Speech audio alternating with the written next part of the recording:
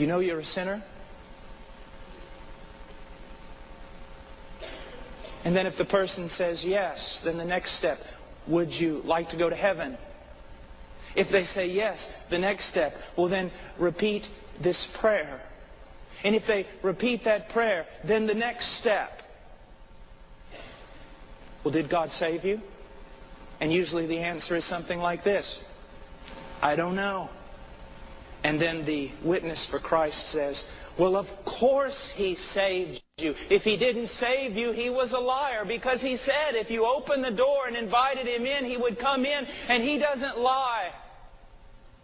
And that right there is the reason why the great majority of evangelical organizations today are filled up with lost people. Right there. Now let's go through that scenario for a moment. Do you know you're a sinner? And sometimes we say it, we want to not be too serious about all this. Now you know everybody's a sinner, don't you? Ouch. My mother's been diagnosed with cancer. My mother-in-law has just recently been diagnosed with cancer.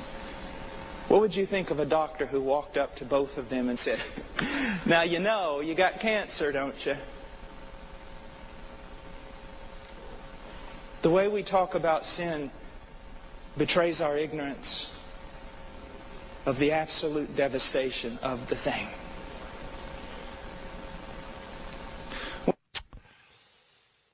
Ouch. The voice you're hearing is Paul Washer. We talk to men about sin. What is wrong with being solemn? We live in such a trite age, and we all march in a Vanity Fair, where everyone wants to wear bright colors and ignore the fact that everyone's marching off a cliff into eternal destruction. Societies as we know them, the West, is crumbling before us, and we still choose to be trite and frivolous and happy. The fact of the matter is, man is twisted and broken and dead. The fact of the matter is, a judgment is coming.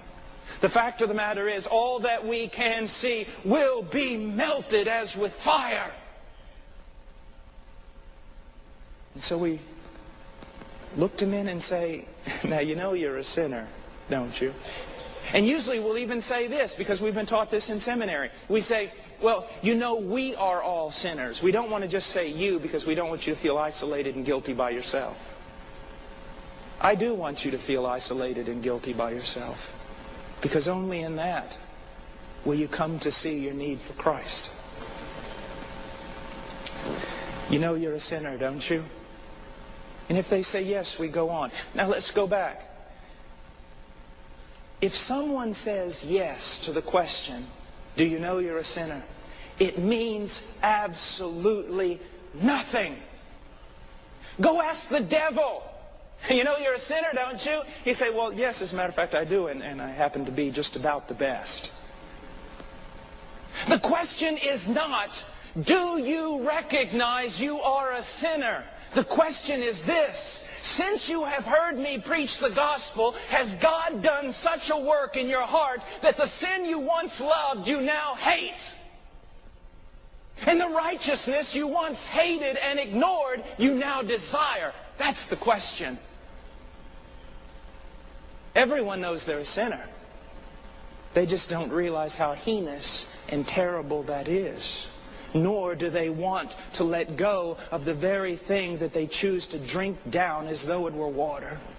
So you see, the question is not, do you recognize you're a sinner? The question is, sir, as I have been speaking to you, or maybe it's long-term discipleship over a period of time, sir, as I've been sharing with you and discipling you, what has God done to your heart? People come to me all the time and they say, I have a new relationship with God. And I say, well, do you have a new relationship with sin? Because if you don't have a new relationship with sin, you don't have a new relationship with God. That is the test.